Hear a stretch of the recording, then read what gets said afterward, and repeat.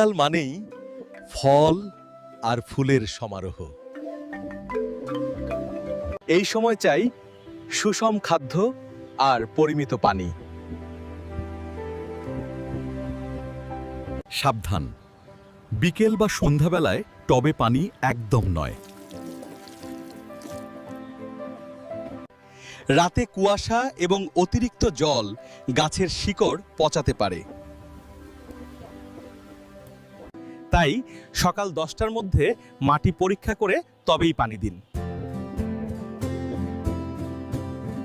ভাবনায় সবুজ, ভালোবাসায় সবুজ, সবার জন্য শুভকামনা।